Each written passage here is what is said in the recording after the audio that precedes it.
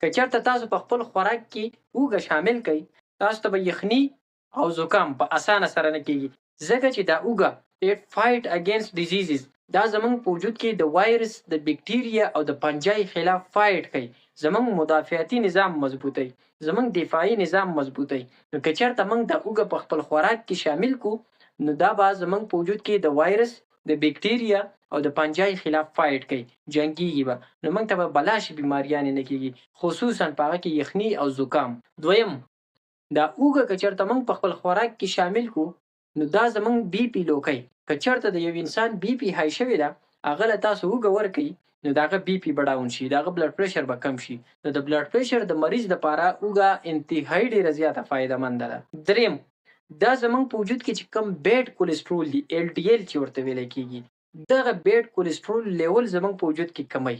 که چېرته موږ په خپل خوراک کې اوږه شامل کړو، نو زمونږ په وجود کې چې کوم بیډ کولیسټرول دي، نقصاني کولیسټرول دي چې هغه موږ ته نقصان راکوي، هغه زمونږ په وجود کې کم شي دې سره.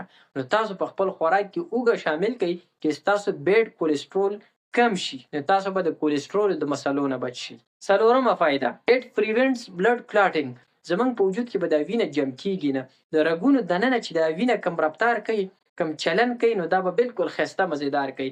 دا وینه به په رګونو کې دننه بیا کلاټ کېږي نه، جمع کېږي به نه. نو دا د وینې د سرکولیشن لپاره، د بلډ د سرکولیشن لپاره، د وینې د گردش لپاره انتهایي ډېره زیاته قیمتي ده. تاسو په خپل خوراک کې اوږه شامل کړئ، نو ستاسو د بلډ سرکولیشن، د وینې دا گردش به بالکل مزیدار شي. بیا به ستاسو په وجود کې، ستاسو په رګونو کې به دا وینه کلاټ کېږي نه، جمع کېږي به نه. تاسو ته به د بلډ پریشر مسلې نه راځي، تاسو ته به د زړونو مسلې نه راځي. نو دا اوږه زمونږ د بلډ سرکولیشن لپاره ډېره زیاته لازمي ده. پنځمه فایده، که چېرته تاسو په خپل خوراک کې اوږه شامل کړئ، نو it regulate blood sugar دا زمونږ په وینه کې دننه چې شوګر کم مقدار دی هغه کنټرول کوي. بیا به موږ ته شوګر نه کېږي، خصوصا ټایپ 2 ډایبټیز. هغه شوګر چې انسان ته وروسته کېږي، هغه شوګر به بیا انسان ته نه کېږي. ولې؟ چې زمونږ په وینه کې د شوګر کم مقدار دی، دا څوک کنټرول کوي؟ په دې کې د اوږې ډېر غټ کردار دی. نو تاسو په خپل خوراک کې اوږه شامل کړئ، تاسو ته به شوګر په اسانۍ سره نه کېږي، د شوګر خطره درته کمه شوله. شپږم نمبر فایده، دا اوږه چې دا یو نیچرل انټي بایوټیک دی، دا د بلا شي بیماریانو خلاف په خپله جنګیږي. لکه څنګه چې تاسو ما خبره وکړه چې د یخنۍ او د زکام خلاف جنګیږي، دا د وایرس خلاف، دا د بکټیریا خلاف، دا د پنجای خلاف فایټ کوي، د بلا شي بیماریانو خلاف، جراثیمو خلاف دا جنګیږي. دا زمونږ د وجود لپاره یو قسم نیچرل انټي بایوټیک دی، د بلا شي بیماریانو نه علاج دی، زمونږ حفاظت کوي. نو دا تاسو په خپل خوراک کې شامل کړئ، د بلا شي بیماریانو نه به تاسو بچ شئ. اووم نمبر فایده، دا اوږه چې دا it improve digestion دا زمونږ ډایجیشن، هاضمه برابروي. کله چا د هاضمې مسلې دي، خېټې او د کولمو د ګیس مسلې دي، په خېټه کې دا ګړزار کېږي، په کولمو کې هاضمې نه راځي، چې خوراک وخوري په معده کې بوج شي، نو دې انسان له پکار دا دی چې دا په خپل خوراک کې اوږه شامل کړي، ځکه چې دا اوږه زمونږ ډایجیشن، زمونږ هاضمه برابره کړي.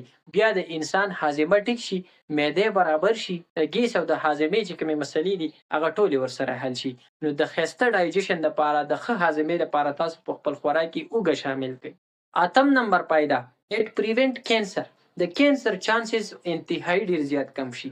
که تاسو چېرته په خپل خوراک کې اوږه شامل کړئ، نو تاسو ته د کینسر چانسز ډېر زیات کم شو، د کینسر ریسک درته ډېر زیات کم شو، سپیشلی د کولمو کینسر، د سټمک، د معدې کینسر او د پروسټیټ کینسر.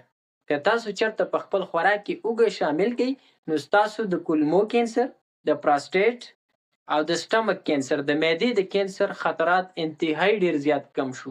نو د کینسر نه د بچاو لپاره تاسو په خپل خوراک کې اوږه شامل کړئ، د بلا شي بیماریانو سره سره د کینسر نه به هم تاسو بچ شئ. نهم نمبر، it improve brain health دا زمونږ د دماغو لپاره، د دماغو د فنکشن لپاره، د مغزو د تیزېدلو لپاره، د حافظې د تیزېدلو لپاره، د حافظې د قوي کېدلو لپاره ډېر زیات لازمي دي. که تاسو غواړئ چې زمونږ حافظه تیزه شي، زمونږ یاداشت ورسره ښه شي، نو تاسو په خپل خوراک کې اوږه شامل کړئ. دا به ستاسو سټرس ختم کړي، د دې سره به ستاسو د برین فنکشن سیوا شي، دماغ به هم ورسره تیز شي، ستاسو حافظه به ورسره قوي شي، یاداشت به هم ورسره ښه شي.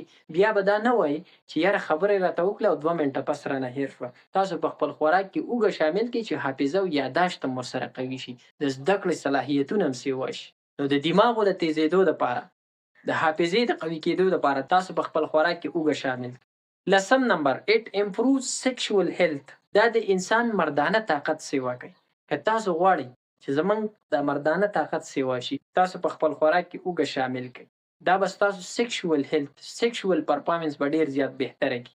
ولې چې تاسو ته ما خبره وکړله چې دا زمونږ په وجود کې د بلډ فلو دپاره د بلډ سرکولیشن دپاره یو ښه کردار ادا کوي. نو که تاسو چېرته په خپل خوراک کې اوږه شامل کړئ ستاسو په وجود کې به د بلډ سرکولیشن سیوا شي نو ستاسو دا قسم کمزوري